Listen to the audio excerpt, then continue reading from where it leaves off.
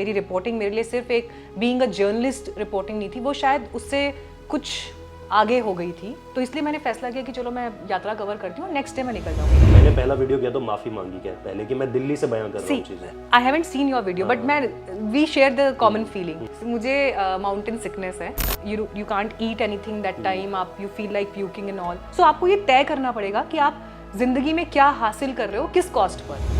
नुकसान होना था, अग्रीड, सड़क तो सबको चाहिए ना, इसके लिए कोई किसी ने मना ही नहीं की। मैं कम से कम वो तो कर सकती हूँ ना वहां जाकर, चाहे वो दिखे, चाहे वो बिके, चाहे वो ना बिके, I don't care. And why should not we be angered with this. SDM ने उन्हें कहा कि अच्छा दरार तुम्हारे घर में आई है तो तुम इसकी छत गिरा दो, लेकिन उसके बाद जब वहाँ नेशनल मीडिया पहुंचा, जब सब चीजें होनी शुरू हुई, तो फिर उसके बाद नेताओं के पहुंचने का सिलसिला शुरू हुआ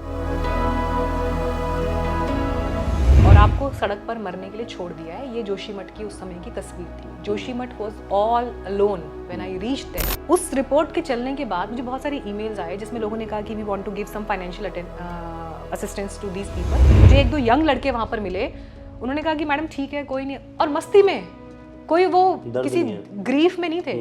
अगर सिर्फ हिंदुत्व के आधार पर बात करो तो देश में अगर हिंदुओं की 80% आबादी है तो उस 80% आबादी का ग्रेट लॉस इस समय घट रहा है यहाँ पर, और उस 80% आबादी को दर्द नहीं होता।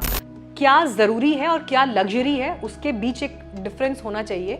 वो डिफरेंस नहीं हुआ जिसकी कीमत जोशीमठ चुका रहा है। वैसी इन्वेस्टिगेटिव रिपोर्टिंग होती है, कुछ उस तरह का होना चाहिए, क्योंकि वो चीज़ ऐसी है जो अब तक दिखी नहीं है।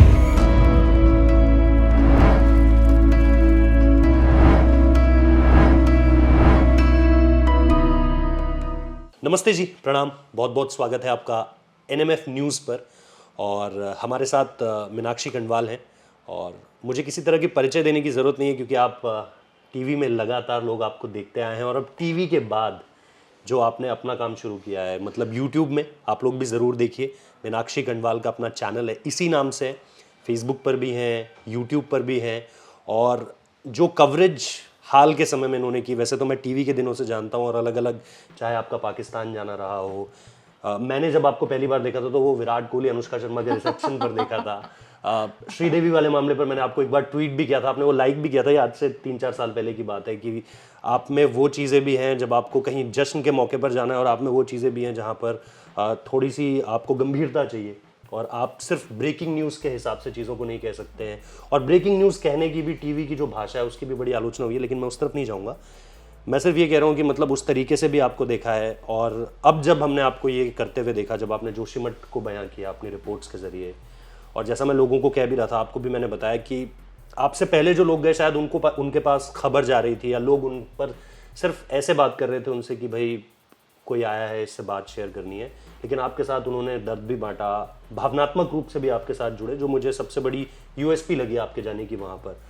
तो मैं बिल्कुल शुरू से शुरू करना चाहता हूँ, ये तय कैसे हुआ? क्योंकि जैसा हम अभी बात भी कर रहे थे कि भारत जोड़ो यात्रा चल रही थी, आप उसको कवर कर रही थी, आपको रिस्पॉन्स भी अच्छा मिल रहा था, और डिजिटल में आकर आदमी नंबर्स तो देखता ही है कि कौन सी स्टोरी मतलब पे ऑफ क्या कर रहा है। तो ये फैसला कहाँ से लिया गया कि अब जोशीमठ जाना है और भारत जोड़ो यात्रा को यहीं पर अभी विराम दे देती हूँ, जबकि भारत जोड़ो यात्रा इसी प्रेमाइसेस में थी जहाँ पर आप रह रही हैं? इसके बारे में थोड़ा सा बताइए शुरुआत से। सबसे पहले तो thank you so much Rohit, इतने अच्छे से मुझे मेरे बारे में सबको बताने के लिए, and thank you so much to NMF news also, हमें ये प्लेटफॉर्म देने के लिए जहाँ पर मैं जोशीमठ के लोगों की आवाज़, उनके कंसर्न्स और आगे डिटेल में जो बात करेंगे वो रख पाऊँगी। मैं रोहित इस पूरी जर्नी को आई विल से डिवाइन इंटरवेंशन। कई बार कुछ चीज़ें नियति जिसे हम कहते हैं ना कि कुछ होना है वो ऐसे होगा, और शायद आप उसके लिए एक मीडियम बन गए, क्योंकि जोशीमठ का कवरेज मेरे लिए सिर्फ एक कवरेज नहीं था। जोशीमठ की मेरी रिपोर्टिंग मेरे लिए सिर्फ एक बीइंग अ जर्नलिस्ट रिपोर्टिंग नहीं थी, वो शायद उससे कुछ आगे हो गई थी। मैं उसे शब्द नहीं देना चाहूँगी, because it is a very very very pure feeling for your people, for your place, for mother nature, for mountains, for reverse and all that. मैंने 25 या 26 तारीख के आसपास दिसंबर में सोचा था कि मुझे, क्योंकि जोशीमठ लगातार मेरे पास न्यूज़ फीड में रिफ्लेक्ट हो रहा था, सोशल मीडिया के जरिए आ रहा था, मेन स्ट्रीम में नहीं था, और मेरा लास्ट वर्किंग डे 30 दिसंबर था। तो ऑफिशियली जब तक आप एक संस्थान से मुक्त ना हो जाएं तो आप एकदम ऐसे नहीं निकल सकते थे। तो मैंने तय किया था कि 30 तारीख को मेरा लास्ट वर्किंग डे होगा और न्यू ईयर पड़ेगा। लेकिन अब ठीक है, बहुत सारे न्यू ईयर हमने मस्तियों में और पार्टीज में सेलिब्रेट कर लिए, लेकिन इस बार अगर आप अपने लोगों के बीच हैं, उनकी तकलीफ को लोगों के सामने रखने का एक आपने सोचा है, विचार आपके मन में आया है, तो you should go for it. तो मैंने ये प्लान किया कि मैं 31st को निकलूंगी और 1st, 2nd, 3rd तक वहाँ रहूंगी और भारत जोड़ो से पहले आ जाऊंगी। ठीक है। दिस वॉज द आइडिया, क्योंकि 3rd को राहुल गांधी फिर से रेज्यूम अपनी यात्रा करने वाले थे और क्योंकि वो मेरे घर के आसपास के क्षेत्र में था तो मुझे लगा आई शुड गो।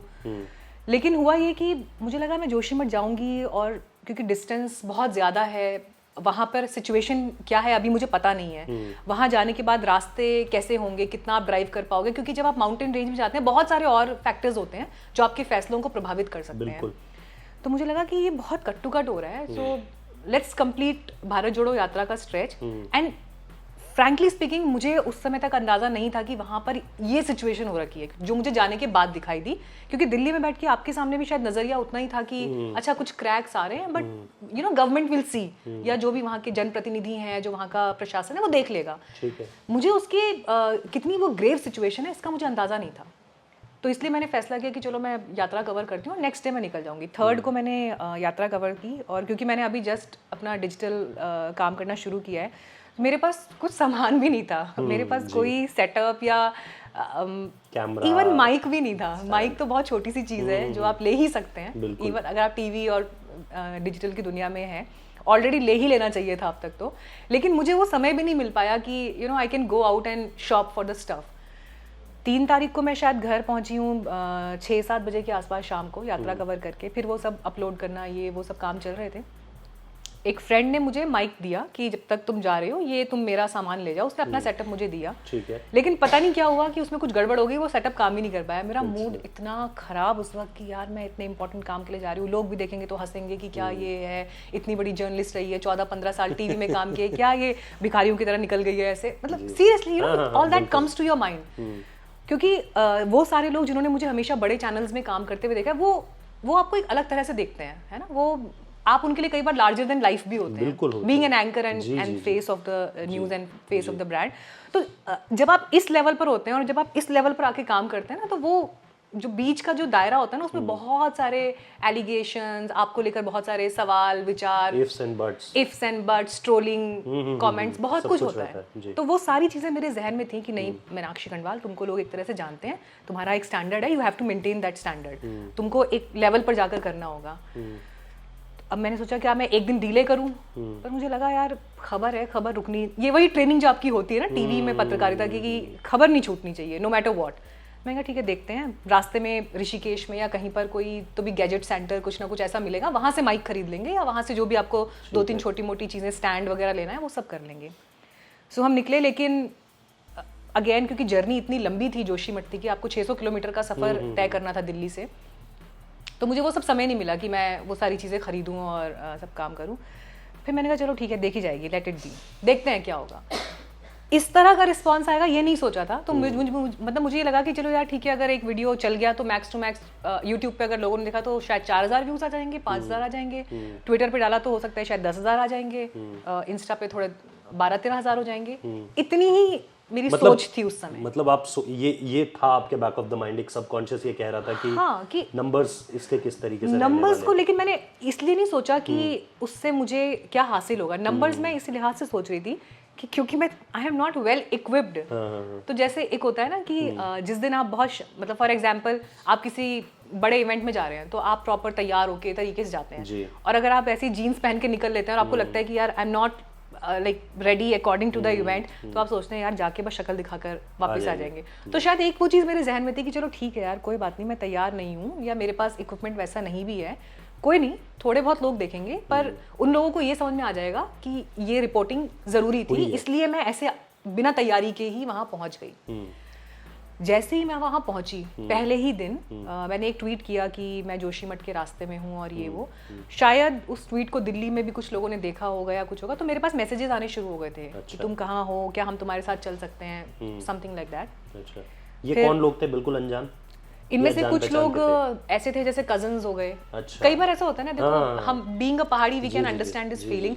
हम लोग हमेशा ना उस गिल्ट में जीते रहते हैं यहाँ दिल्ली में रहते हुए कि हम कुछ कर नहीं पा रहे हैं, या हमारे लोग अकेले हैं। मैंने पहला वीडियो किया तो माफी मांगी क्या पहले कि मैं दिल्ली से बयां कर रहा हूँ चीजें। I haven't seen your video but मैं we share the common feeling कि अगर मैं यहाँ रह जाती और मैं यहीं बैठकर वीडियो बनाती रहती, ट्वीट करती, फेसबुक पर लिखती, मैं अपने आप को माफ नहीं कर पाती। Exactly. मेरी आत्मा ने मुझे इस कदर झकझोर दिया कि भाई तुम्हारे पास माइक नहीं है, कोई बात नहीं, तुम्हारे पास कुछ नहीं है, कोई बात नहीं, वहाँ जाओ, देख कर आओ और यहाँ पर आकर बताओ कि वहाँ क्या हो रहा है।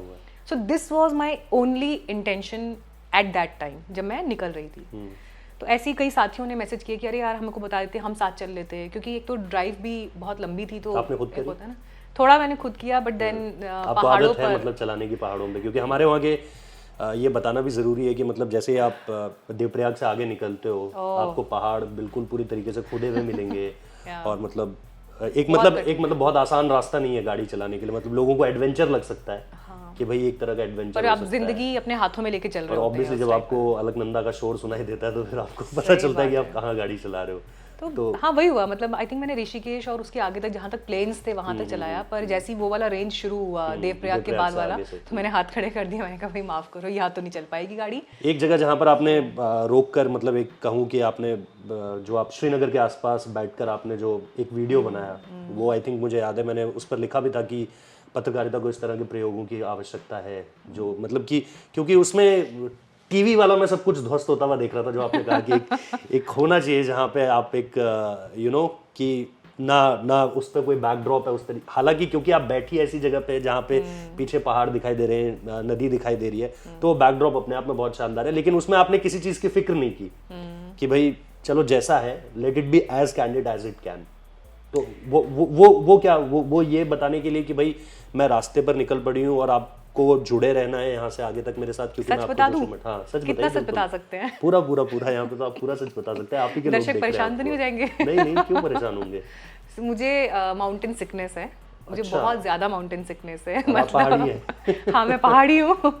सब मुझे ऐसे ही कहते हैं कि मतलब मुझे बहुत ज़्यादा ठंड भी लगती है, तो ये दोनों चीज़ें ऐसी हैं जो थोड़ा सा एंटी पहाड़ी डीएनए जाती हैं। तो ठंड पे लोग बोलेंगे अरे यार कैसे पहाड़ी हो, तुम्हें इतनी सर्दी लगती है, फिर बोलेंगे कि देख रहा हूं लोगों को यहाँ पे ग्रेटर नोएडा की ठंड लग रही है। हाँ सो ठीक है, मतलब मैं हूँ उस कैटेगरी में, ये कटु सत्य है जी। तो जैसे ही माउंटेन्स की वो ऐसे वाले घुमाव शुरू होते हैं, तो I am like a dead person that time. और इसीलिए जब माउंटेन की कवरेज होती है ना, किसी भी जर्नलिस्ट के लिए बहुत इंपॉर्टेंट टाइम होता है उसकी ट्रैवलिंग का, क्योंकि जिस समय आप ट्रैवल कर रहे होते हैं उसी सेम टाइम पर आप रिसर्च कर रहे होते हैं, उसी सेम टाइम पर आपको जहाँ पहुँचना है आप वहाँ के लोगों से कांटेक्ट कर रहे होते हैं, आप अपने रिसोर्सेज से बात कर रहे होते हैं, आप उनसे इन्फॉर्मेशन जुटा रहे होते हैं एट द सेम टाइम उस ड्राइविंग वाले टाइम में, क्योंकि that is the only time that you have. आप वो पूरा खाका खींच रहे होते हैं कि मुझे स्पॉट पे पहुंचते ही क्या करना है, कैसे करना है, और मेरी रिपोर्ट्स कैसे प्रोसेस होंगी। I mean that is the time of very precious time of planning and doing your things. So मेरे लिए अनफॉर्चुनेटली जब मैं माउंटेन्स पर होती हूँ तो मेरे लिए ये टाइम पूरा बेहोशी की अवस्था में जाता है, क्योंकि मैं बहुत ज़्यादा सिक हो जाती हूँ उस टाइम पर। तो उस दिन हुआ भी ऐसा कि क्योंकि एक दिन पहले यात्रा कवर की थी तो उसकी थकान थी, देन उस दिन वहाँ पहुँचे तो मुझे माउंटेन सिकनेस बहुत ज़्यादा हो गया, भयंकर migraine, plus you can't eat anything that time, आप you feel like puking and all. तो उस स्पॉट, मतलब उस दिन हम रुकते गए, तो उस स्पॉट पे भी हमने गाड़ी इसलिए रोकी क्योंकि मुझे बहुत ज़्यादा सफोकेशन शुरू हो चुकी थी। तो ये हुआ कि थोड़ा सा सांस लेने की ज़रूरत है। फिर जब वहाँ रुके तो सांस क्या वहाँ, तो फिर मतलब चारों तरफ जो देखा तो ऐसा लगा कि यहीं रुक जाएं थोड़ी देर के लिए।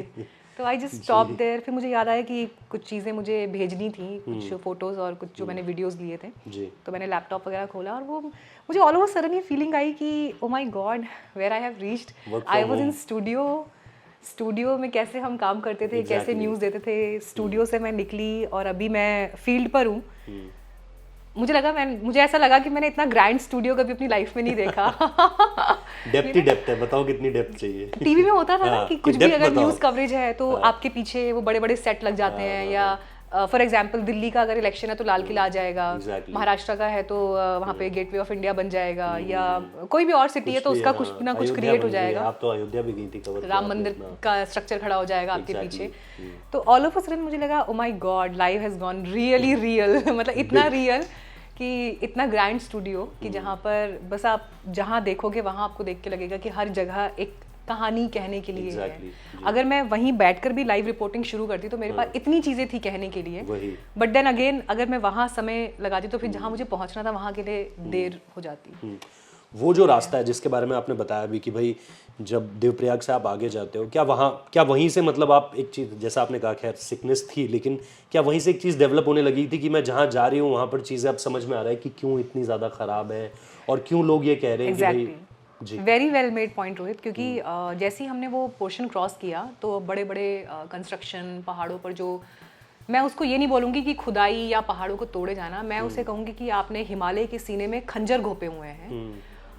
I mean like I don't no लोगों को ये फील होता है या नहीं होता है कि जब आप एक पहाड़ को खोद रहे हैं ना, उसको जब आप किल कर रहे हैं ना, उसके अंदर भी एक लाइफ है, बिल्कुल उससे जुड़ी हुई एक लाइफ का पूरा एक अस्तित्व है।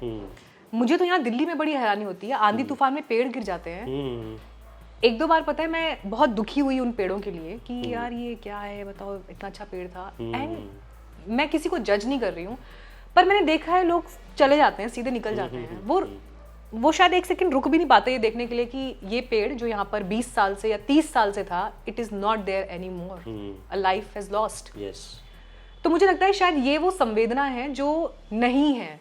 और जब हम उस रेंज से हम क्रॉस कर रहे थे, तो जब जिस बेदर्दी के साथ वो पहाड़ कटे हुए थे, जिस बेदर्दी के साथ उस पहाड़ से जुड़ी जो वनस्पति थी, उस वनस्पति को जितना नुकसान था, नदी में जितना कूड़ा करकट और मलबा गया हुआ था, वो सब देख के समझ में आना शुरू हो गया था कि दिस इज इट। आज वहाँ के लोग जो कॉस्ट चुका रहे हैं वो इन वजहों से चुका रहे हैं, और कल को ये कॉस्ट इन जगहों से जुड़े हुए लोग चुकाएंगे। सो ये ना एक विशियस सर्कल है जो कहीं पर रुक नहीं रहा है। और मैं आज जो भी बात कर रही हूँ, जर्नलिस्ट होने से भी ज्यादा मैं उत्तराखंडी होने के नाते ये बातें कर रही हूँ। मुझे पता है कि मेरे अपने गांव में भी सड़क नहीं पहुंची, और हम लोगों ने कितनी सड़क डिमांड की है, मुझे मालूम है ये बात। पर उसके बावजूद भी क्या वो सड़क इस कॉस्ट पर आएगी कि कल को इस गाँव को नुकसान हो सकता है और ये पूरा गाँव ही डूब सकता है। सो आपको ये तय करना पड़ेगा कि आप जिंदगी में क्या हासिल कर रहे हो, किस कॉस्ट पर। और ये जो लाइन मैंने अभी बोली ना, ये लाइफ के हर एस्पेक्ट पर लागू होती है। एक टर्म होती है कैलकुलेटेड रिस्क। एग्जैक्टली। तो आप मतलब जोशीमठ में जो कुछ हो रहा है वो आज का नहीं है। अतुल सती के जितने भी आपने स्टेटमेंट सुने होंगे, 2003 से वो लड़ रहे हैं इस चीज के लिए। राष्ट्रपति को ज्ञापन दे दिया, राष्ट्रपति ने बोला। अभी भी वहां पर एक इकोसिस्टम डेवलप हो गया है। You won't believe, I will not name the people, पर मुझे बहुत सारे लोगों ने मेरी रिपोर्ट्स देखने के बाद मैसेज किया, अब बहुत हो गया, अब वहां से लौट आओ, वहां कभी भी कुछ भी हो सकता है, तुम्हें नुकसान हो सकता है। और इमोशनल रिपोर्टिंग तो ठीक है, लेकिन ये बात नहीं भूलनी चाहिए कि ये तो हिमालय है और हिमालय पर तो ये नुकसान होना था।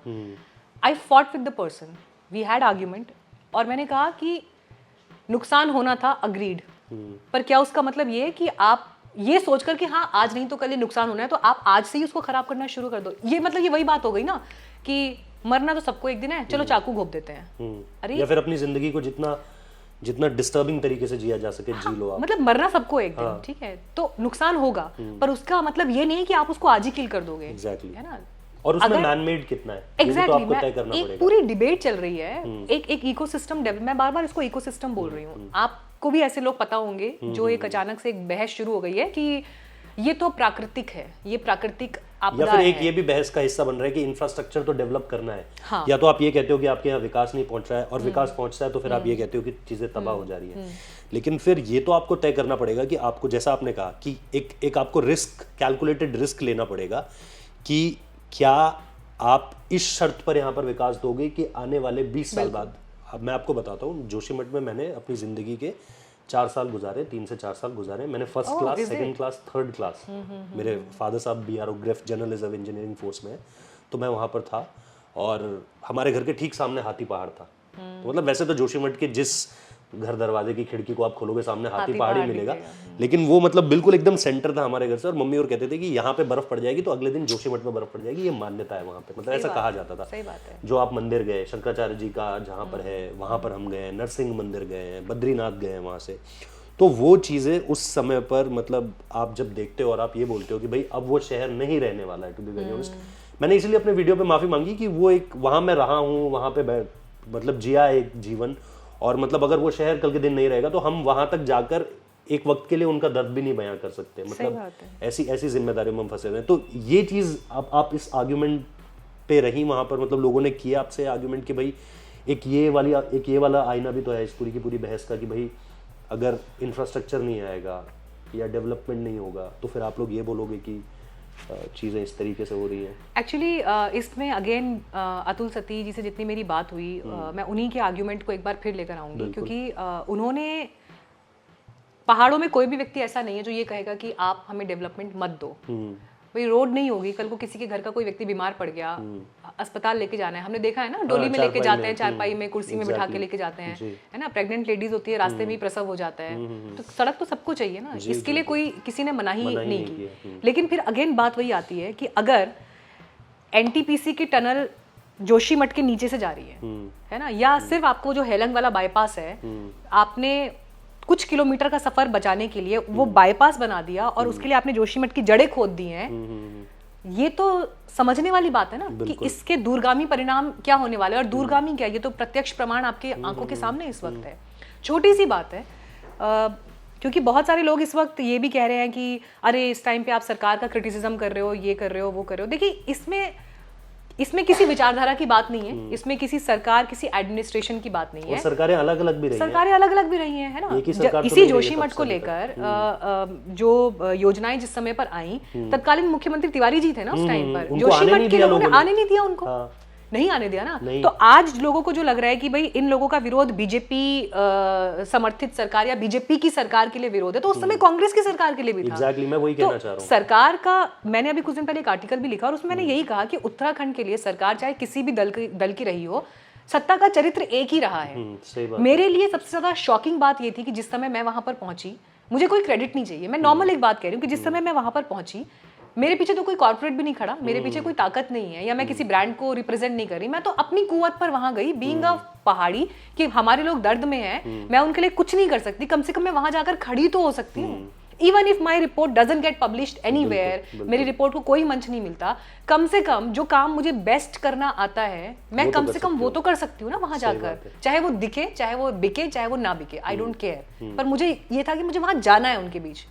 जिस दिन तक मैं वहां पर गई, उत्तराखंड की कैबिनेट का एक भी मंत्री वहां नहीं पहुंचा था उससे पहले तक। उत्तराखंड से 5 सांसद आते हैं लोकसभा के, एक भी सांसद वहां नहीं पहुंचा था, इंक्लूडिंग तीरथ सिंह रावत, जिनका वो संसदीय क्षेत्र है। एक भी व्यक्ति वहां, मैंने कैटेगोरिकली मुझे लगा कि हो सकता है शायद मुझे जानकारी ना हो, let me ask the people. मैंने कम से कम 10 लोगों से पूछा कि कोई मंत्री आए थे यहाँ पर, सांसद आए थे, तो उन्होंने कहा लोकल जनप्रतिनिधि जो आपके स्थानीय रूप से हैं वो लोग पहुंचे थे, विधायक या जो निगम पार्षद वगैरह वो सब पहुंच गए, उनसे अलग वहां पर कोई नहीं आया।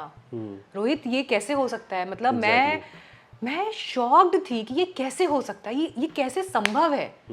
आपके हिंदुत्व के इतने बड़े प्रतीक उस स्थान पर हैं, आदि शंकराचार्य की जो गद्दी है, वो उस गद्दी पर दरार पड़ गई है, तो जो हिंदुत्व के सबसे बड़े चेहरे हैं, वो लोग जो धर्म गुरु हैं, जो धर्म को अच्छा समझते हैं, जो धर्म की कथाएं बाँचते हैं, उसका प्रचार प्रसार करते हैं, वो वहां नहीं आएंगे।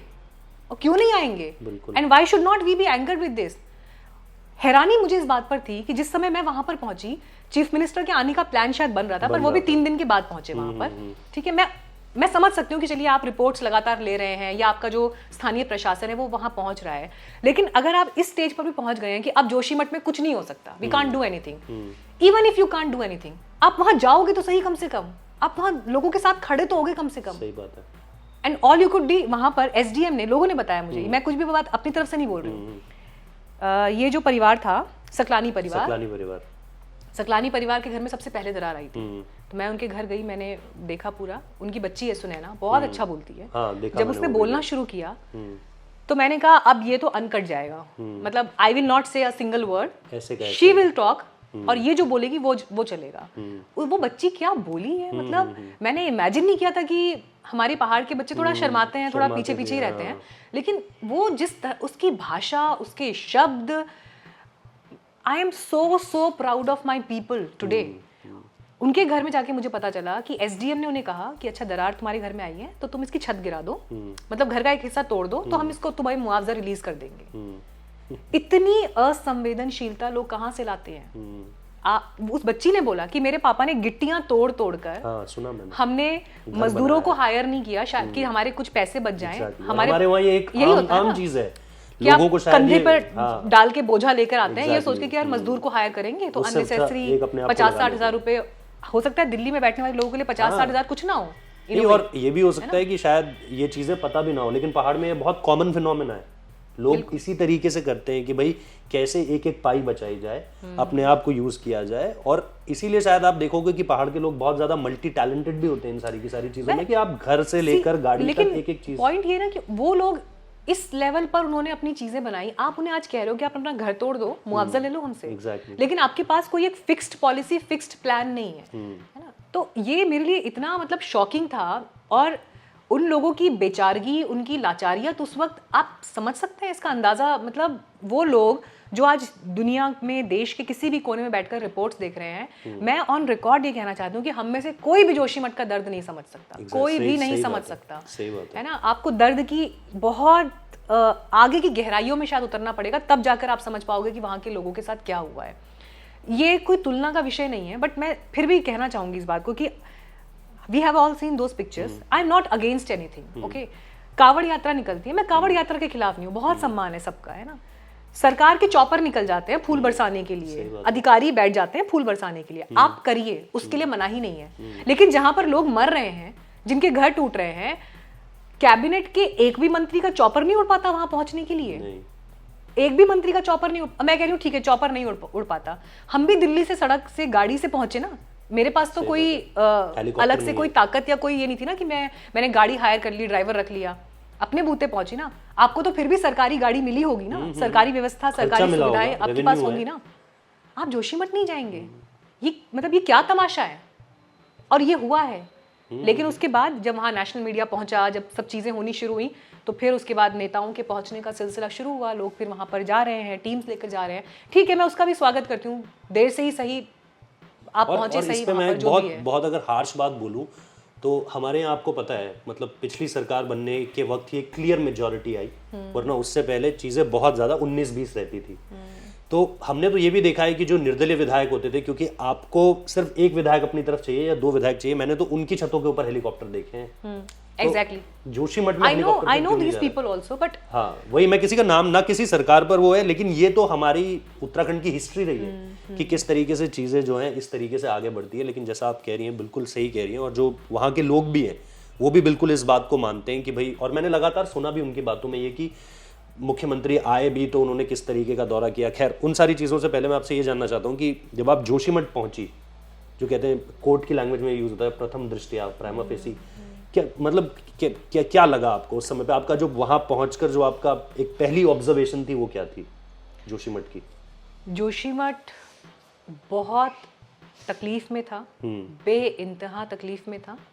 आपके शरीर पर एक बहुत गहरा कट लग चुका है और अब उस पर टांका नहीं लग सकता है, और आपको सड़क पर मरने के लिए छोड़ दिया है। ये जोशीमठ की उस समय की तस्वीर थी। Joshimath was all alone when I reached there. जिंदगी तो वैसे ही चलेगी जैसे चलती है, मतलब अब क्या करेंगे वो बेचारे लोग, कोई नहीं सुन रहा उनको तो क्या करेंगे, है ना। आपने देखा होगा कि देश के कई और हिस्से ऐसे हैं जहाँ पर अगर कुछ परेशानियां होती हैं, लोग किस तरह सड़कों पर उतरते हैं, कितने उग्र प्रदर्शन होते हैं, पब्लिक प्रॉपर्टी फूंक दी जाती है, कितना कुछ होता है। लेकिन ये पूरा का पूरा गाँव, पूरा का पूरा शहर धरती में समाने को खड़ा है, लेकिन एक उग्र प्रोटेस्ट नहीं हुआ उस शहर से। लोग रात को मशाल लेकर निकले, क्योंकि उनको निकलना पड़ा, क्योंकि टीवी में, मीडिया में विजुअल की एक इम्पोर्टेंस होती है।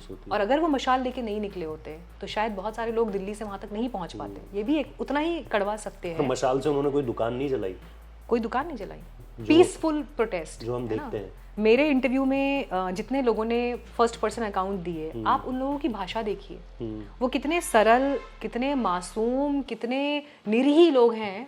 उनके स्वाभिमान की ताकत बहुत बड़ी है कि वो अपने ही पैसे से अपनी दरारें ठीक करवा रहे थे। उन्होंने एक बार भी सरकार को कोसना शुरू नहीं किया उस चीज़ के लिए। उन्होंने तब भी यही बोला कि हमने अपना रिटायरमेंट फंड निकाल दिया और दरारें भर दी। किसी ने खुद ही सीमेंट घर में घोलकर चीज़ों को सही कर दिया कि हमारे ऊपर ही रात को ना गिर जाए। तो आप सोचिए कि उन लोगों का स्तर क्या है। पहाड़ के जो लोग हैं ना, उनका स्वाभिमान भी पहाड़ के जितना ही ऊंचा और मजबूत है। कितने लोग ऐसे थे रोहित, आप यकीन नहीं मानेंगे, जब मैंने ये पांडे परिवार का इंटरव्यू किया जिसमें वो बुजुर्ग अंकल और आंटी रो रहे थे, ऐसा नहीं है कि उनके बच्चे सेटल्ड नहीं है, उनके बच्चे जॉब वॉब कर रहे हैं, काम कर रहे हैं, लेकिन अंकल आंटी ने अपनी जमीन को नहीं छोड़ा। उन्होंने कहा ठीक है बच्चे रहते हैं शहर वहर में, लेकिन हम तो यहीं रहेंगे, यहीं जिएंगे, यहीं मरेंगे, ये हमारे पुरखों की जमीन है, हम इसको छोड़कर नहीं जाएंगे, है ना। बिल्कुल। तो उस रिपोर्ट के चलने के बाद मुझे बहुत सारी ईमेल्स आए जिसमें लोगों ने कहा कि we want to give some financial assistance to these people, या कई ऐसे लोग थे, जैसे एक कैलिफोर्निया से किसी का ईमेल आया, उन्होंने कहा कि मैं पौड़ी गढ़वाल से हूँ, मुझे उनका नाम ध्यान नहीं आ रहा है अभी, उन्होंने कहा मैं पौड़ी गढ़वाल से हूँ और मेरा घर है वहाँ पर जिसपे केयर टेकर एक रहता है, और आप इन लोगों को बोल दीजिए कि मेरे घर में आके रह ले, उनको 2 महीने 4 महीने 6 महीने जब तक भी रहना है वो वहाँ रह ले, है ना, we will I just want to help them. तो ऐसे लोग भी हैं। सो उस रिपोर्ट को देखने के बाद इस तरह की चीज़ आई, लेकिन क्योंकि मैं उस परिवार से मिलकर आई हूँ, मुझे पता है, इवन मुझे भी लगा कि यार अंकल बेचारे उन्होंने अपना सारा रिटायरमेंट फंड जो है वो लगा दिया, तो मैं थोड़ा बहुत अपनी सेविंग्स में से कुछ उनके लिए जाते हुए ना उनके हाथ में पकड़ा के दे जाऊंगी। आप यकीन नहीं मानेंगे, मेरे को हिम्मत नहीं आई ये करने की कि मतलब मैं क्या कहकर उनको पैसे दूँ, और उनको ये लगेगा कि क्या उनका दर्द मैंने बेचा है या उनका दर्द बिकाऊ है, कि उनका दर्द बिका तो उनके हाथ में कुछ 1000 रुपए आप या 1 लाख रुपए पकड़ा कर चले गए। मेरे को हिम्मत नहीं आई अंदर से वो करने की, और मुझे पता है कि मैं जाऊंगी तो वो नहीं लेंगे। वही मैं कह रहा हूँ, वो नहीं लेंगे। I have seen such examples. Exactly. तो उनको आप ये सोचें कि आप उनको और क्या हो रहा है अभी, आपको 4000 रुपए दे देंगे, आपको 1.5 लाख रुपए दे देंगे। अरे किसी का घर जा रहा है, आप क्या बात कर रहे हो, जिस घर में उसका बच्चा पैदा हुआ है, जिस घर से उसकी बेटी विदा हुई है, जिस घर से उनकी माँ की अर्थी उठी है, जिस घरों में उनका खुद का जन्म हुआ है। और ये सिर्फ बुजुर्गों की बात नहीं है, मुझे 1-2 यंग लड़के वहां पर मिले, उन्होंने कहा कि मैडम ठीक है कोई नहीं, और मस्ती में, कोई वो किसी ग्रीफ में नहीं थे। उन्होंने कहा हाँ मैम ठीक है, अब जो किस्मत में था वो तो होना है, अब ठीक है जिस दिन धरती फटेगी समा जाएंगे, लेकिन छोड़ के तो नहीं जाएंगे। This was it. आप ठीक है, आप कर लीजिए, आपको जो करना है। सरकार भी तो मतलब ठीक है, वो मतलब जिस तरह की मतलब बातें कही गई है, जिस तरह के ऐलान हुए हैं, वो जैसा आपने भी कहा, वो एक तरीके से जैसे अंग्रेजी में डेरोगेटरी कहते हैं कि भाई मतलब यार बस यही कर सकते हैं आपके लिए, और वो भी कितना सही है उस बारे में क्या ही कहा जाए। लेकिन जब आपने लगातार कवरेज करना शुरू किया, क्या आपको लगा कि वहाँ जाकर मतलब चीज़ें जो हैं वो, क्योंकि कई रिपोर्ट्स में ये भी देख रहा था कि भाई लोगों को बहुत ज़्यादा ना इधर से बहुत ज़्यादा उम्मीद लग रही है, ना बहुत ज़्यादा फ़र्क पड़ रहा है, उनकी अपनी दिनचर्या चालू है, मतलब वो अपनी दिनचर्या पर मशगूल हैं कि भाई काम करना है, जो होगा देखा जाएगा। क्या आपको लगा ऐसा कि भाई लोगों को बहुत ज़्यादा फ़र्क नहीं पड़ रहा है, या क्या ऐसा भी था कि भाई टीवी मीडिया कुछ ज़्यादा बढ़ा चढ़ा के दिखा रहा है उसको, क्योंकि आपको टीवी मीडिया की आदत पता है, एक तरीके से हम इस चीज़ को तो जानते हैं कि हम किस तरीके से बहुत छोटी सी चीज़ को बड़ा भी बना देते हैं। क्या आपको ये सारी की सारी चीज़ें लगी वहाँ पर? इस केस में तो उल्टा हो गया ना। हाँ, बड़ी चीज़ छोटी रह गई। ठीक है, इस केस में तो उल्टा हुआ। हाँ। जोशीमठ तो छोटा रह गया ना। मैंने जोशीमठ पहुंचकर जो अपनी डे 2 की रिपोर्ट फाइल की थी शंकराचार्य टेम्पल से, जब मैंने बहुत सारी चीज़ें, क्योंकि आपको भी बीइंग अ जर्नलिस्ट कई बार फील्ड पर पहुंचकर ही आपको बेसिक पता होता है, बट उसके डायमेंशंस कहाँ तक जा रहे हैं, कई बार उसकी ग्रेविटी आपको वहाँ जाकर समझ में आती है। इसीलिए कहते हैं कि ग्राउंड पर उतरना बहुत ज़रूरी है। जब मैं वहाँ पहुँची, मैंने शूट किया, पंडित जी से बात हुई जो वहाँ के आचार्य थे, उन्होंने बताया ऐसा है वैसा है, अगेन द सेम थिंग। जब उन्होंने बोलना शुरू किया तो मुझे लगा कि अब मेरे बोलने के लिए स्पेस नहीं है ना, ही शुड टॉक। मैंने उनका 14 मिनट का इंटरव्यू रिकॉर्ड किया, हालांकि जो मैंने अभी रिपोर्ट पब्लिश की उसमें शायद उनका 5-7 मिनट का ही यूज़ किया है, बाकी जानकारी मैं आगे अपलोड करूंगी। जब उन्होंने बोलना शुरू किया तो मेरा भी दिमाग घूम गया उस टाइम। मैंने कहा हम ये सोच रहे हैं कि जोशीमठ 500 परिवारों का संकट है, क्योंकि उससे पहले अखबारों में जो हेडलाइंस थी, सोशल मीडिया पर जो खबरें थी, या टीवी पर भी अगर वो जो 100-200 खबर में कुछ 50 खबर में चला होगा, तो यही था कि जोशीमठ के घरों में दरारें, 500 घर प्रभावित। क्या होगा इन 500 परिवारों का? ये बड़े एक कटु सत्य है, ब्रूटल सच्चाई है, पर 500 नंबर बड़ा छोटा होता है ना दोस्त, तुम भी ये बात समझते हो। 500 नंबर बहुत छोटा है ना, जैसे लोग देखते हैं ना 500, अच्छा हो सकता है शायद देश के मतलब तमिलनाडु या कर्नाटक में अगर किसी ने ये खबर पढ़ी, उसे क्या मतलब, ठीक है 500 घर हैं, देश में हर दिन कुछ ना कुछ कहीं ना कहीं तो होता ही रहता है ना। ये एक अप्रोच हमारे जो जीवन की आपाधापी है ना, उसमें एक अप्रोच ही आ जाता है। मैं जब वहाँ पहुँची और जब मैंने उस शहर का कल्चर, वहाँ की हिस्ट्री, वहाँ की जो स्ट्रैटेजिक पोजीशनिंग है, जिस जगह पर वो है, वहाँ कितने लोग आते हैं, मैंने जब वो सारे डायमेंशंस मेरी आंखों के सामने ऐसे, they were revolving that time, 360 view, like I am standing और हर चीज़ ऐसे टाइम लैप्स में मेरे सामने इस तरह से घूम रही है। जब मैंने वो चीज़ देखी तो मुझे लगा 500 परिवार, ये कैसे हो सकता है? 500 परिवार। अगर सिर्फ हिंदुत्व के आधार पे बात करो तो देश में अगर हिंदुओं की 80% आबादी है तो उस 80% आबादी का ग्रेट लॉस इस समय घट रहा है यहाँ पर, और उस 80% आबादी को दर्द नहीं होता।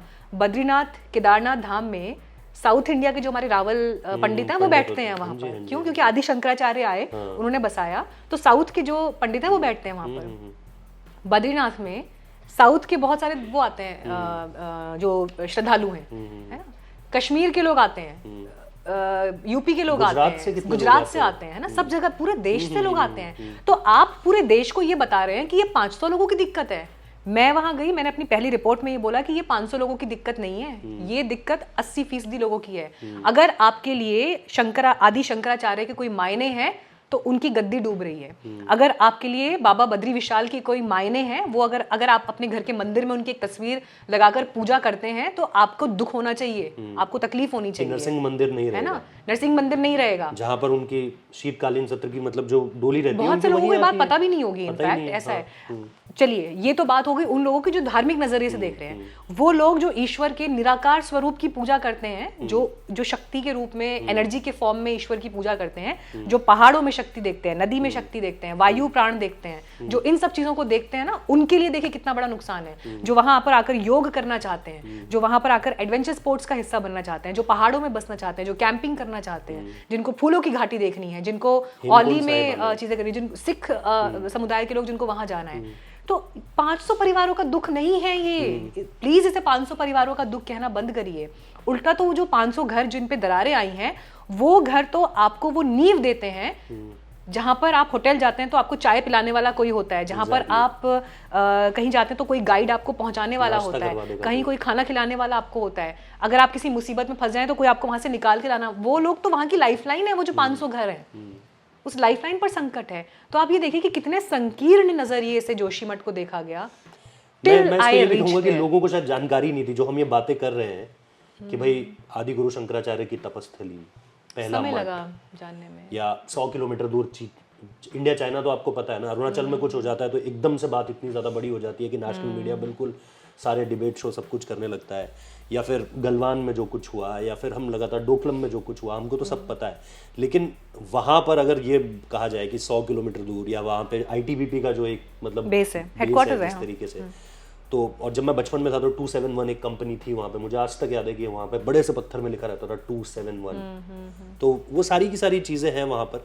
लेकिन इस एक चीज़ जो मैं आपसे जानना चाह रहा था कि जब आप टीवी मीडिया की तरफ से, जैसे मैंने शुरुआत में भी बताया कि मैंने आपको पाकिस्तान या फिर अयोध्या भी आप गई, या फिर और अलग अलग, जैसे विराट अनुष्का के बारे में भी हमने बात की, या इन सारी की सारी चीज़ों में अलग अलग जगह पर जहाँ भी आप गई कवरेज करने के लिए, उन सारी जगहों में जैसे सब कुछ आपको लोकल कॉन्टैक्ट था, गाड़ी या फ्लाइट से कहीं जाना है, सब कुछ ऑल डन था, होटल्स डन थे। और मैंने देखा भी है क्योंकि मतलब जब मैं आज तक में काम करता था तो थोड़ा सा वहाँ पे एंकर्स की सिटिंग वहीं उसी के आसपास थी, तो मैं देखता था कि किस तरीके से चीज़ें होती है। कई बार जैसे फ़ोन पे बात हो रही होती थी तो पता चल जाता था कि यहाँ पर ये, यहाँ पर ऐसा, वहाँ पर वैसा। तो मैंने सुनी थी कि कम्युनिकेशन कैसे होता है और फिर चीज़ें कितनी जल्दी तैयार हो जाती हैं, पूरा का पूरा एक मतलब जैसे कहो कि बस आपको बस जाना है, आपको गाड़ी में बैठना है या आपको फ्लाइट में बैठना है और आपको जाना है और उतर जाना है, everything will be taken care, हाँ ना, लोकल कॉन्टैक्ट्स है, सब कुछ है। तो एक वो परिस्थिति जिसमें आप पिछले कितने 14 साल जीती हैं आप, मतलब ऑलमोस्ट आपने मतलब अपने करियर का एक बड़ा हिस्सा, टीवी करियर का एक बड़ा हिस्सा उसी तरीके से जिया। और फिर यहाँ पर कि भाई यहाँ से जब आप बाहर निकली होंगी तो असेस करने के लिए भी कोई नहीं है। और होटल्स का जैसे आपने कल का वीडियो भी मैं देख रहा था, आपके भाई साहब जिन्होंने ये सारी की सारी चीज़ें की, या फिर जो भी आपके दोस्तों ने जो मदद करी, ये थोड़ा सा आप मुझे डिफरेंस बता सकती हैं? क्योंकि इस डिफरेंस को एडजस्ट करने में कि एक वो जिंदगी थी जो मतलब एक ड्रीम जिसे कहें कि बहुत सारे लोगों का होगा भी कि भाई एक इस तरीके से काम करना है, या बहुत इजी है वो उस तरीके से काम करना, और ये वाली लाइफ, इसको थोड़ा सा बताएंगे आप? एक्चुअली आई डोंट नो आगे के जो शूट्स मैं करूँगी या जिन कवरेज के लिए मैं जाऊँगी उसका अनुभव कैसा होगा। मैंने कहा ना, जोशीमठ मेरे लिए सिर्फ एक खबर नहीं थी, सिर्फ मैं जर्नलिस्ट होने के नाते वहाँ नहीं गई थी, उसके कई और पहलू थे। तो शायद यहाँ पर जो कुछ भी हुआ ना वो सब कुछ बहुत अलग है। जीवन में आगे क्या होगा वो अभी नहीं पता, लेकिन जब मैं गई तो मेरे माइक में शायद सिर्फ एक आईडी नहीं लगा था, बाकी सब कुछ जैसा हमेशा था वैसा ही मेरे लिए रहा. मतलब like I thank the Almighty and my parents, my family for all that. क्योंकि पता नहीं आप उस पर बिलीव करते हो या नहीं करते हो, लेकिन मैंने हमेशा ना एक चीज़ फील की है ज़िंदगी में, जब पता नहीं कुछ चीज़ें ब्लेस्ड होती हैं. आई थिंक हम उन्हें बहुत ज़्यादा लाइक डिफाइन नहीं कर सकते, but this thing, this work, this initiative of mine was blessed. I was just the medium. हर चीज़ अपने आप होती चली गई. अच्छा, ये मैंने भी फेस किया यही चीज़. हर चीज़ अपने आप होती चली गई, हर चीज़ अपने आप घटती चली गई. मुझे सिर्फ ऐसा लगा कि मुझे वहाँ प्लेस कर दिया गया. I was at the right place at the right time with the right people. और इतने सारे राइट मिक्सेस अपने आप नहीं होते हैं, मतलब वो संयोग हो जाते हैं कभी कभी, लेकिन ये संयोग नहीं था. इसीलिए मैंने शुरू में कहा कि it was like a divine intervention. क्योंकि मैं झूठ नहीं बोलूँगी, पर जब मैं जा रही थी मेरे दिमाग में कॉस्ट थी उस टाइम पर कि अच्छा मेरा इतना बजट है, मैं इतने पैसे इसमें लगाऊंगी. इसलिए नहीं कि मुझे इन रिटर्न कुछ चाहिए था, बट मैं ये सोच कर गई थी कि अभी मुझे नहीं पता कि मुझे 6 महीने 7 महीने तक कब तक विदाउट इनकम काम करना है. और विदाउट इनकम का मतलब भी ये नहीं होता ना कि आपका इन्वेस्टमेंट है. उसका मतलब भी ये है कि जैसे अगर आपको कभी कहीं से प्रोफेशनल हेल्प चाहिए तो then you will have to pay the people professionally. तो मुझे अगर 6 महीने अभी बिना सैलरी के सस्टेन करना है, या हो सकता है 6 महीने ना हो, वो 8 महीने हो, 1 साल हो, अभी मुझे क्लैरिटी नहीं है क्या होगा. तो मैंने अपना एक बजट बनाया था कि मैं इतने में काम करूंगी और इतना मैं होटल एंड लॉजिंग में खर्च करूंगी, इतना ट्रैवलिंग में, इतना कार में, इतना जो मुझे खाने पीने का खर्चा है. इस तरह से प्लान किया हुआ था. सो मैं घर से निकल गई और पहले होटल पहुंचे तो मेरा ब्रदर क्योंकि वहाँ पर है, हालांकि उसको भी मैंने यही कहा था कि जो भी तुम बुकिंग करोगे just pass on things to me. मैं ये उम्मीद करके नहीं जाऊंगी ना कि he will be like paying things. मैं एक्चुअली घर में ना बड़ी रही हूँ, तो it never happened that somebody else spent on me. yeah. So मेरे को ना वो आदत नहीं है. आई थिंक मैंने 21 साल की उम्र के बाद से मैंने मम्मी पापा से पैसे लेने बंद कर दिए थे. क्या बात कर रहे हो आप? उससे मैं भी तो आज पहले भी हद से मांगता हूँ. शायद उससे भी पहले से, आई थिंक 17-18 साल से शायद. तो मैंने तब से घर वालों से पैसे नहीं लिए हैं. अच्छा. कम से कम अपने खर्चे के लिए नहीं लिए हैं. जो बड़े खर्चे हैं वो अलग चीज़ है, लेकिन अपने लिए नहीं लिए हैं. तो मुझे ना वो I don't know how to ask for money. Like I can't do it. It's या फिर किसी ने कर दिया तो लौटाना है. Exactly. Even दोस्त ने भी कर दिया तो भी लौटाना है. वो I don't know, वो settle, वो बड़ी अजीब सी फीलिंग है. मेरे को ना वर्ड्स नहीं मिल रहे हैं उसके लिए कि मैं कैसे कहूँ. But I'm not comfortable like somebody doing something for me or spending on me. शायद कई बार यही चीज़ें होती हैं जो आपको एक आत्मिक शक्ति भी देती हैं, क्योंकि आपको ये लगता है कि यू आर इंडिपेंडेंट. आप जो कर रहे हो आप खुद कर रहे हो, और इसीलिए अपने अच्छे और बुरे सब चीज़ के लिए खुद जिम्मेदार हो.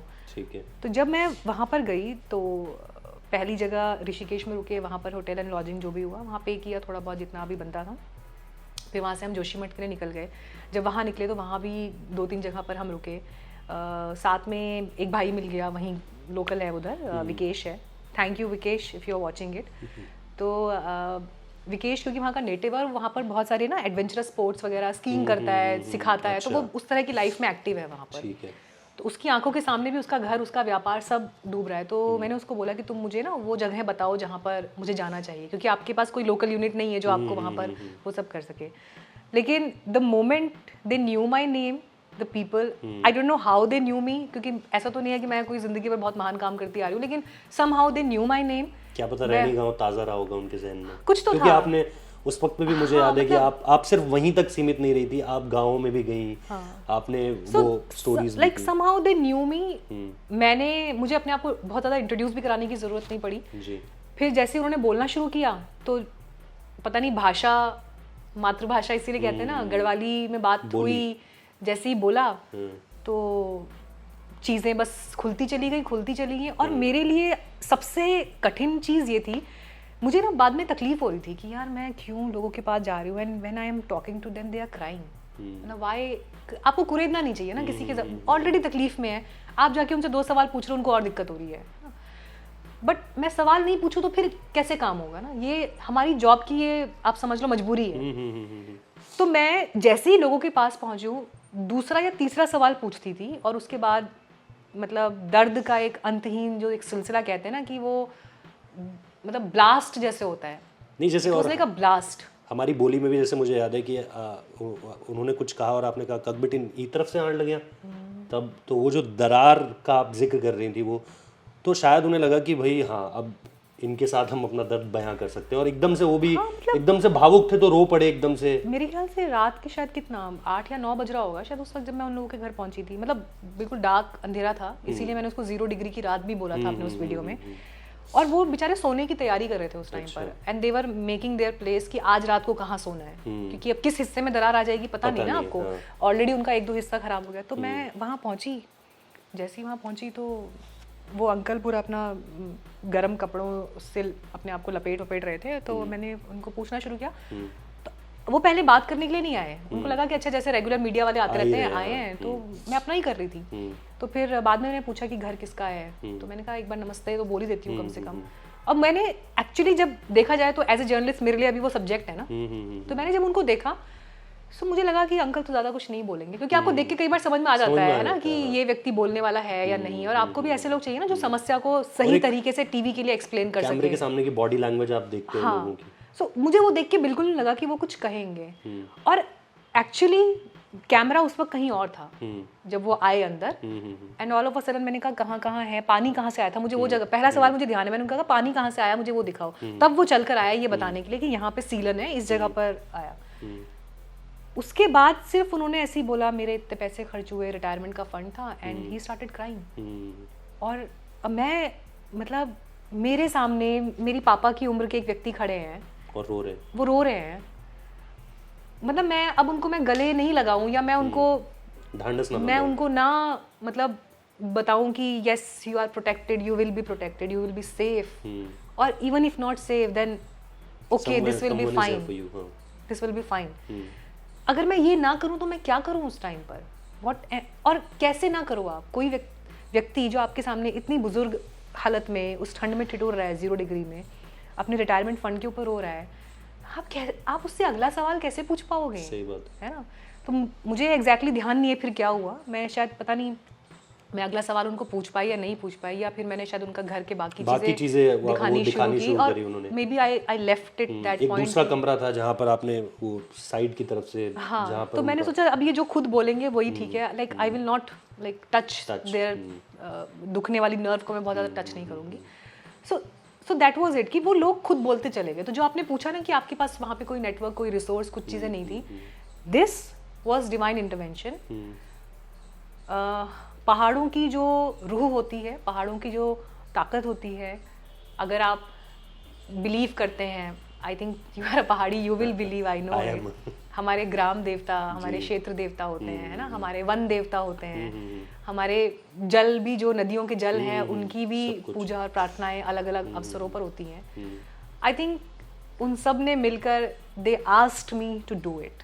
सो like in one line I will say they asked me to do it, they planned for me so I could reach there, और मैं जहाँ जहाँ भी पहुंची वहाँ मैं खुद पहुंचती चली गई। वो मेरा डे प्लान नहीं था, जैसे न्यूज़ चैनल्स में होता है ना, आज सुबह का डे प्लान, हाँ ये है डे प्लान, ये है, ये खबरें होंगी, expected time of arrival story ये है, और इतने बजे अपलोड होगी। Nothing was planned, but it was planned on some other realm, on some other dimension, on some other space that we humans can't understand. So like this is it. एक ऐसा भी होता है कि जब भी हम पहाड़ जाते हैं, मतलब मैं कहीं भी जाता हूँ, सिर्फ उत्तराखंड की बात नहीं कर रहा हूँ, अपने गांव भी जाता हूँ, या हिमाचल भी जाता हूँ मैं, या जम्मू भी गया था, कश्मीर तो मैं अभी तक नहीं गया हूँ, लेकिन कभी भी पहाड़ जाता हूँ तो कहीं पर भी जाता हूँ, तो यहाँ तक कि मैं ऑस्ट्रेलिया भी गया था तो वहाँ पे भी मुझे पहाड़ दिख रहे थे, तो मैं एक समांतर चीज़ ढूंढने की कोशिश करता हूँ कि यार यहाँ के पहाड़ कैसे हैं, हमारे पहाड़ कैसे हैं, यहाँ पे पेड़ ज़्यादा हैं, हम ऊपर की तरफ जाते हैं, बद्रीनाथ की तरफ जाते हैं तो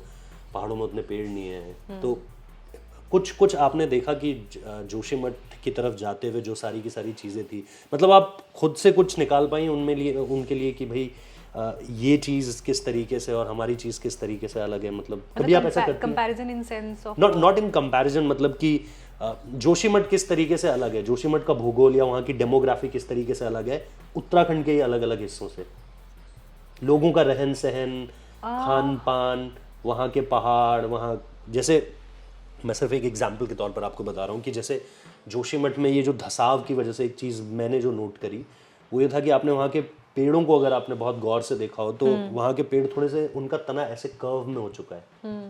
तो अमूमन तौर पर हम देखते हैं कि पहाड़ों में तो पेड़ बिल्कुल ऐसे स्लांटेड रहेंगे लेकिन स्ट्रेट रहेंगे, लेकिन जोशीमठ तो मतलब इस तरह की कुछ चीज़ आपने नोट करी, मतलब कुछ भी ऐसा जो आपको कुछ अलग लगा हो? जैसे हाथी पहाड़ अपने आप में मतलब एक वहाँ का एक लैंडमार्क है कि भाई वो हाथी पहाड़ जैसे ही दिखता है, तो बिल्कुल हाथी जैसी आकृति का दिखता है। तो कुछ ऐसा अलग चीज़ आपको वहाँ की डेमोग्राफी में लगी या ज्योग्राफी में लगी एक्चुअली? या आप ढूंढती हैं ऐसा कुछ? मतलब नहीं, मैंने ये ऐसा मेरा बहुत पर्सनल है स्पेसिफिकली तो मैंने ऐसे नहीं ढूंढा, क्योंकि मेरे सामने ऑलरेडी बहुत कुछ ऐसा हो रहा था कि नया था उसने मतलब again it is always the priority list है ना, कि आप अभी ये प्रायोरिटी है, फिर ये होगी, फिर ये होगी। तो जब मैं वहाँ पर गई तो ऐसे मैंने बहुत फोकस करके चीज़ें ऑब्जर्व नहीं की, पर हाँ मुझे दुख इस बात का हो रहा था जो नुकसान वहाँ पर था।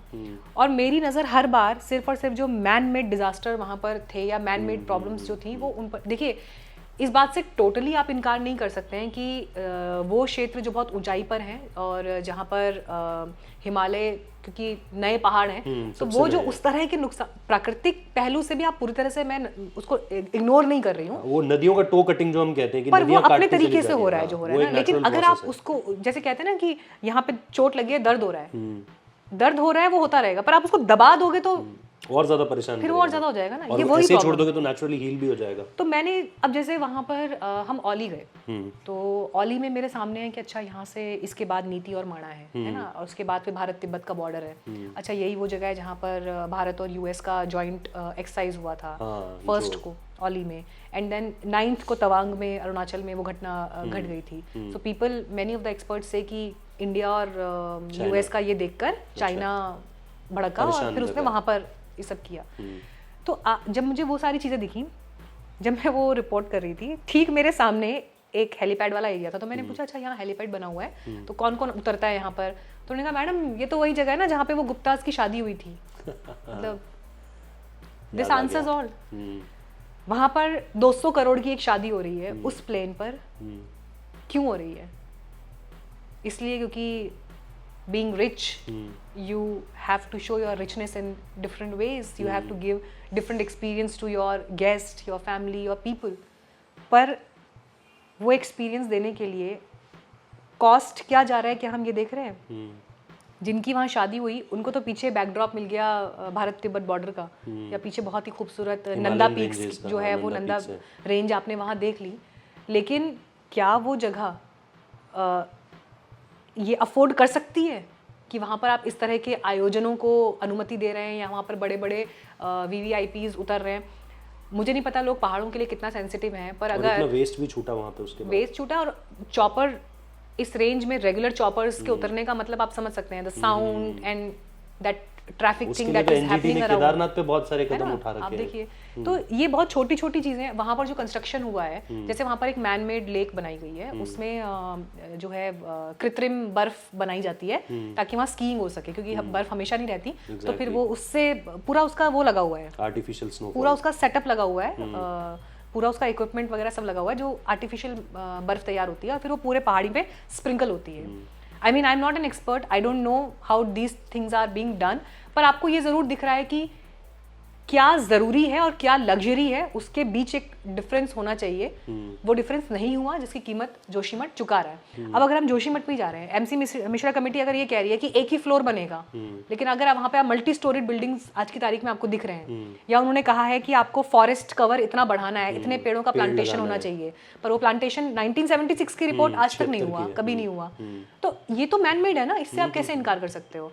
या अगर ये कहा गया कि जोशीमठ में आप कुछ भी और निर्माण नहीं करना या वहाँ पे ब्लास्ट नहीं करने हैं, लेकिन टनल्स में तो ब्लास्ट हो रहे हैं ना। सही बात है। अभी आपने देखा होगा इसरो की एक रिपोर्ट आई और रातों रात उसको गायब कर दिया गया कि नहीं अब इसको हटाइए और इस तरह की कोई रिपोर्ट्स नहीं आएंगी, मीडिया को आप कुछ जानकारी नहीं दोगे, ये वो सब जो चल रहा है। अब आप मुझे ये बताइए कि वहां के लोग, इस बात का सवाल वहां के लोग खुलकर कह रहे हैं कि NTPC को यहाँ से हटाओ, बंद करो बंद करो बंद करो, but then again there is a cover that is being given to NTPC।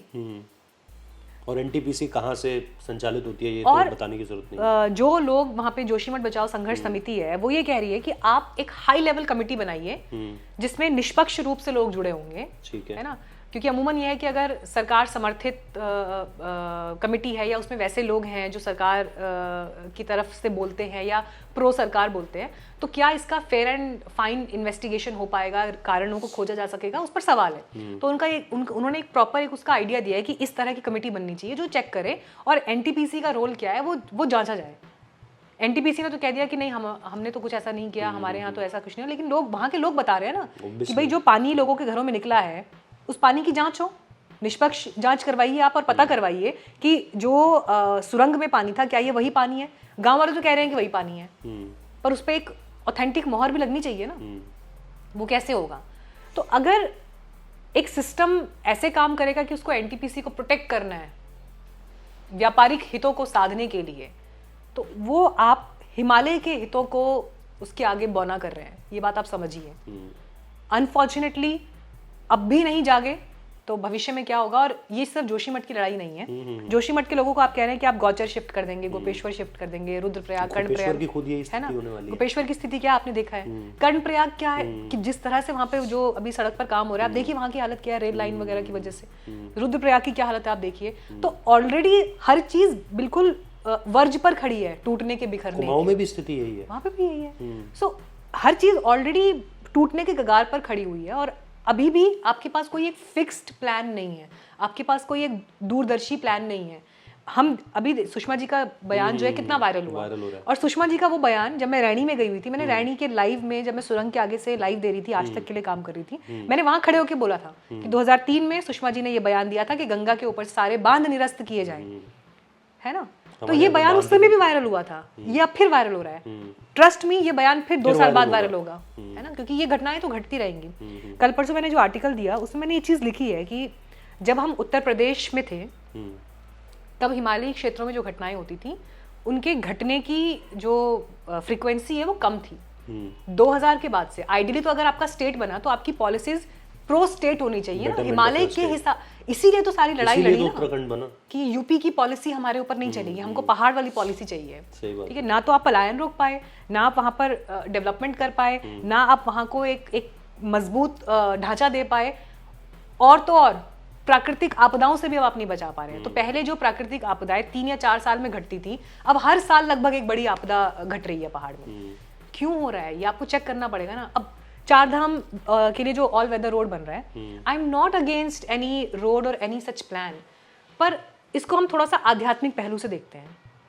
हमारे जो 4 धाम है वो 6 महीने खुलते हैं, 6 महीने बंद होते हैं जी। 6 महीने लोग वहाँ बड़ी संख्या में पहुँचते हैं, भीड़ भाड़ जाती है ना, खूब वहाँ नर्क मचता है, गंदगी होती है, ये होता है वो होता है, टूरिज्म चल रहा है, यात्री पहुँच रहे हैं, सब हो रहा है। 6 महीने सब कुछ शट डाउन है। वो 6 महीने प्रकृति को मिलते हैं खुद को हील करने के लिए, है ना, वापस जो उसके शरीर पर जो जख्म है ना उनको उन पर मरहम लगाने के लिए। अब आपने उसको राउंड द ईयर खोल दिया है। So what is this? समझिए, प्लीज समझिए। अब भी नहीं जागे तो फिर कोई नहीं बचा सकता।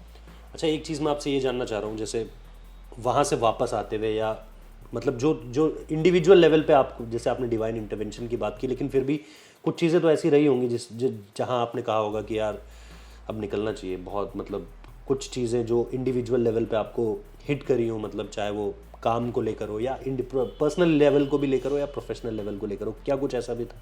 मैं वहाँ से लौटना नहीं चाहती थी, I don't know, but I didn't want to come back. मैं फिजिकली तो वापस आ गई हूँ, बट जैसा आपने कहा अभी कि अभी भी मैं उसी थॉट प्रोसेस में हूँ। There is a part of me that is there, that will remain there obviously, even if the place remains or not. मतलब अब वो हिस्सा मेरे अपने अस्तित्व का वो मेरा है ही नहीं, अब वो वहीं का है।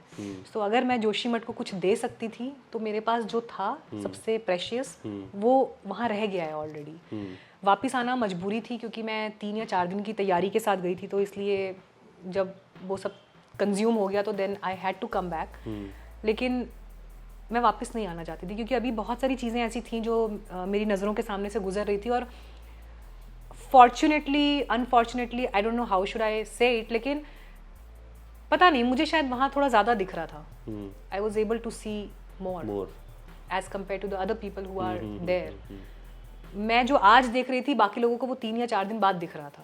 जैसे मुझे याद है कि जो आपने शंकराचार्य वो जो मंदिर था, आपके जाने के बाद ही हर कोई वहाँ पर जाने लगा और उन दरारों को दिखाने लगा, वो पेड़ की स्थिति दिखाने लगा। हाँ। तो ये सारी की सारी, और कुछ ऐसा है जो आप सिर्फ बता सकती हैं? अभी मैं ऐसे नहीं कह रहा कि उस पर बिल्कुल एक आप छू सकती हैं उन बातों को जो आप वहाँ पे देख पा रही थी या जो आप कवर नहीं, ऐसा कुछ था कि आप उसे कैमरे पर उस तरीके से नहीं दिखा पाई, या ऐसा कुछ और जो आप शायद छूट गया, जो आप चाहेंगी कि मतलब ये बताना हाँ, जाना चाहेंगे? ऐसी कई सारी चीज़ें हैं वहाँ पर, बट आई थिंक मुझे नहीं पता कि ये रियलिटी चेक संभव है या नहीं है, लेकिन सुरंगों को लेकर रियलिटी चेक होना चाहिए। मेरे पास वो रिसोर्स और वो ताकत नहीं थी वो करने की अभी, मैं इंडिविजुअल स्तर पर नहीं जा सकती थी, बट उसका रियलिटी चेक अगर, जैसे हम कहते हैं ना, कोई एक स्टिंग होता है, एक मतलब एक वैसी इन्वेस्टिगेटिव रिपोर्टिंग होती है, कुछ उस तरह का होना चाहिए, क्योंकि वो चीज़ ऐसी है जो अब तक दिखी नहीं है लोगों को, तो वो दिखनी चाहिए। रात को वहाँ पर ब्लास्ट की आवाज़ आती है, ये मैं इसलिए कह रही हूँ क्योंकि मैंने भी सुनी है। अच्छा। हम रुद्रप्रयाग में रुके थे और पहले आवाज़ आई। अच्छा, ये रुद्रप्रयाग की बात है? मैं रुद्रप्रयाग की बात बता रही हूँ। अच्छा, मुझे रुद्रप्रयाग में भी ब्लास्ट हो रहे हैं? हाँ, हम बाहर थे, बहुत तेज़ आवाज़ आई, तो मैंने पलट कर देखा, मुझे लगा शायद, पता नहीं, शायद दोबारा आई। फिर मैंने साथ में जो लोग थे मैंने बोला यार आवाज़ आ रही है कुछ ऊपर से, यार जोशीमठ में कुछ हो तो नहीं गया होगा, ऐसे ही, क्योंकि दिमाग की साइकी उस तरह से ही काम कर रही थी। तो फिर थोड़े टाइम के बाद, लाइक 1-2 मिनट के बाद फिर दोबारा से 2-3 आवाज़ आई, मतलब मैंने 4 या 5 साउंड सुने। अब या तो वो गन शॉट्स हो सकते हैं या वो ब्लास्ट, मतलब वो ब्लास्ट था, या तो फिर जैसे बादल से बहुत गड़गड़ाहट आती है। अब लेकिन वहाँ कोई बारिश जैसा नहीं था, ना बारिश हुई उन रीजन में। मैंने फ़ोन करके, मैंने उसी वक्त फ़ोन किया जोशीमठ में जिन लोगों को मैं जानती थी कि सब ठीक है, कुछ दिक्कत तो नहीं हुई। सो दे ऑल सेड नहीं, अभी तो ठीक है, ऐसे कोई प्रॉब्लम नहीं है, वो चीज़ थी। तो ये जो ब्लास्ट की आवाज़ें जो आ रही हैं वो कहाँ से आ रही हैं, कैसे आ रही हैं, तो ये चीज़ें ऐसी हैं जो अभी अनछुए पहलू हैं। और वो, क्योंकि वो क्षेत्र वैसा है ना, मतलब वहाँ पर आपका रात के समय कहीं पर भी होना इतना इजी नहीं है। तो ये कुछ ऐसे पहलू हैं कि जो लोग वहाँ हैं, अगर they can find it, so that will be better, I guess. एक मुझे आप जाते जाते बस ये बता दीजिए कि जब आप वहाँ से लौटी तो मतलब क्या, किन किन विचारों के साथ आप लौट रही थी कि यहाँ पर ऑब्वियसली वापस तो आना ही है, लेकिन इस तरह के विचार कि भाई ये अब मैं अगली बार आऊँगी तो ये जगह रहेगी, क्या इस तरह के कुछ पैसिमिस्टिक, जैसे हम कहें नकारात्मक, जो मैं कहूँ विचार थे आपके जहन में कि भाई अब जब वापस जाऊँगी तो क्या यहाँ पर वापस आ पाऊँगी, या ये लोग, ये जगह, ये सारी की सारी चीज़ें, जैसा आपने भी कहा शायद उन्हीं चीज़ों के बीच रह गया है, या मतलब किस तरह के थॉट प्रोसेस में थी आप जब आप, क्योंकि इतनी बड़ी जर्नी है, बीच में आप धारी देवी में भी रुकी। I was sad while leaving, मतलब ये पता है बड़ी अजीब सी चीज़ है, आई don't know if you can understand और नॉट, लेकिन जैसे होता है ना, आपकी शादी होती है तो नहीं, अभी तो नहीं हुई है। नहीं, बीइंग अ गर्ल, अच्छा, हाँ, तो जैसे आपकी शादी होती है तो आप अपने मम्मी पापा का घर छोड़ते हैं, हाँ, विदाई का वक्त, फिर आप ससुराल जाते हैं। तो विदाई एक तो वो मेन होती है जब आपकी शादी, जब शादी के रिचुअल्स चल रहे हैं ना, एक तो वो समय है जब आप विदा हो रहे हैं। अब हालांकि अब तो वैसा समय है नहीं कि भाई अब पता नहीं पेरेंट्स को कब देखेंगे, अब वो उस तरह की चीज़ नहीं है, but still it is something, क्योंकि आप बचपन से आपको उस थॉट के साथ जो है ना बड़ा किया गया है। सो शादी के बाद भी ना लड़की जितनी बार अपने पेरेंट्स के घर जाती है, जब लौट रही होती है ना, तो वो एक अलग फीलिंग होती है। मतलब चाहे आप रोज भी जाएंगे ना, जब आप निकलेंगे तो वो एक अलग फीलिंग होती है, इनडिस्क्राइबेबल, आप उसे बयान नहीं कर सकते। तो जब आपसे कुछ छूटता है ना, तो आप पीछे पलट पलट के देखते रहते हो, बहुत देर तक देखते रहते हो, जब तक कोई आपकी आंखों से ओझल नहीं हो जाए। तो फॉर मी, क्योंकि मैं जहाँ रुकी थी मेरे सामने नंदा पीक्स होती थी, मेरे रूम के सामने का जो व्यू था वही सब हाथी पहाड़ वो सब, तो नंदा पीक्स थी। तो मैं हर रोज सुबह उठती थी तो मैं सबसे पहले नंदा पीक्स को देखती थी, और हर शाम जब सनसेट होता था तो मैं नंदा पीक्स को देखती थी। I don't know, it was like something to me, मेरे पास शब्द नहीं है उसके लिए। जब सनसेट होता था ना, तो जैसे पहाड़ों से वो धीरे धीरे ऐसे ऐसे करके ना छाया ऊपर जानी शुरू होती है, जो वो धूप की छाया होती है ना, वो ऐसे ऐसे ऊपर जाती है, तो सारे पहाड़ों से चली जाती थी, सिर्फ जो नंदा पीक्स है ना उसके ऊपर रहती थी। और क्योंकि थोड़ा सा स्नो भी था उसके ऊपर, तो it used to look like golden, नारंगी सा जो एक रंग नहीं होता बड़ा, लाइक चाशनी सा, जैसे कुछ एक चीज़ उसके ऊपर किसी ने ऐसे स्पॉटलाइट डाली हुई है टॉर्च से। वो ना इतना मैग्निफिसेंट होता था, इतना अलाइव होता था, एंड एवरी टाइम जब मैं वो देखती थी ना, तो मतलब I used to feel something. So that was something real to me, like some person, something for me. मैं जब निकल रही थी ना तो मैंने आई थिंक जब तक लास्ट में नंदा पीक्स को देख सकती थी मैं तब तक देखते देखते गाड़ी से बाहर पलटते हुए मैं वो देखते देखते आई। फिर एक टाइम के बाद जब ये होगा कि अब जोशीमठ की बाउंड्री क्रॉस हो गई है, सो आई जस्ट प्रेड कि भगवान सब ठीक रखना। मतलब और एक धारी देवी वाला अगर आप वहाँ पे मतलब वहाँ पे क्या माइंडसेट है, मतलब एक तो हमारे वहाँ इस चीज़ को भी बड़ा देखा जाता है कि धारी देवी से जोड़कर वो सारी की सारी चीज़ें, चाहे 2013 में जो कुछ हुआ या उसके बाद अब, तो क्या लोग आज भी उसी एक माइंडसेट है उनका कि भाई ये चीज़ें जो आपने की मतलब जो बिल्कुल नहीं की जानी चाहिए थी, शायद उन चीज़ों को लेकर भी अभी भी लोगों का माइंडसेट है कि भाई ये आपने हमारी जो यहाँ पे धारी देवी थी उनको आपने उठा दिया, मंदिर जो है वो डूब गया नीचे, पुराना जो मंदिर था, वो सारी की सारी चीज़ें वो लोगों का बिलीफ तो है वहाँ पर, लेकिन मैं तो अपने बिलीफ की बात करूँगी। मैं particularly even you and I were talking about Kantara and the way they have shown things, तो हमारे यहाँ वैसी चीज़ें हैं, है ना।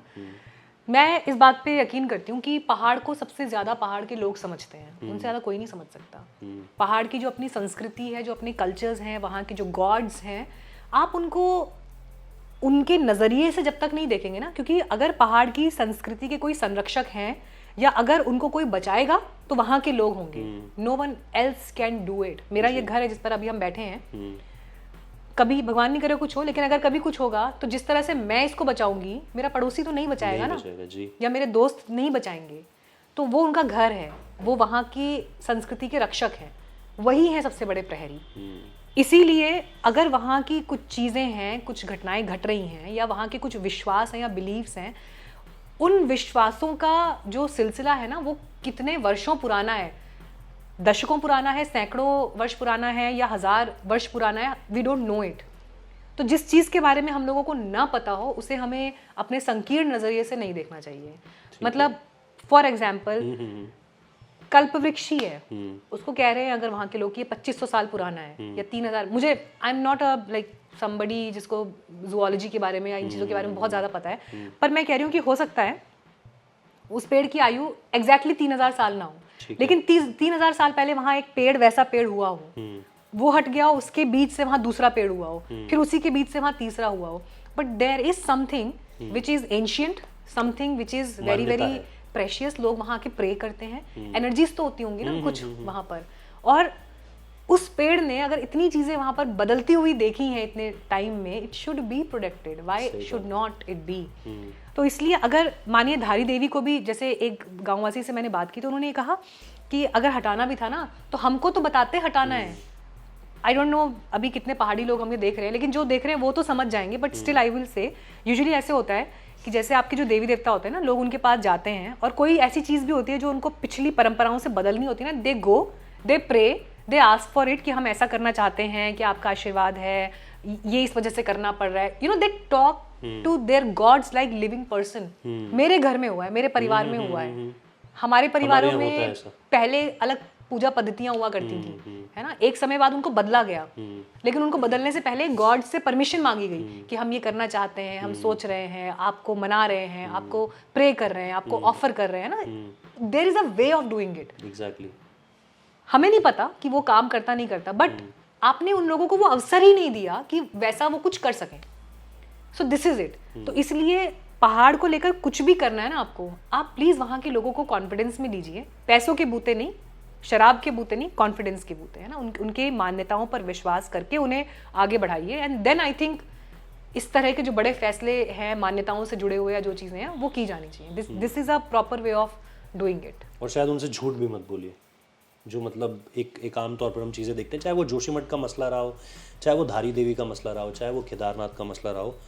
बहुत बहुत शुक्रिया इन सारी की सारी बातों के लिए, और मैं सिर्फ उम्मीद यही कर रहा हूँ कि आने वाले समय में हम इस तरह की और चीज़ें आपकी तरफ से देखते हैं। जैसे मैंने आपको पहले भी बोला था कि उत्तराखंड के लिए कुछ करना चाहिए, सारी की सारी वो चीज़ें जो मतलब छूट गई कहीं ना कहीं अभी तक। मैं भी पिछले 5-7 साल से काम कर रहा हूँ, आप जैसे 14 साल ऑलमोस्ट आपको हुए, तो वो सारी की सारी चीज़ें जो हमने देखी और जिन्हें हम हमेशा से बताना चाहते थे और ज़्यादा करना चाहते थे, उन चीज़ों को हम इन दबावों की वजह से या अपनी अपनी जो हमारी मसरूफियत रही उन सारी की सारी चीज़ों की वजह से नहीं कर पाए।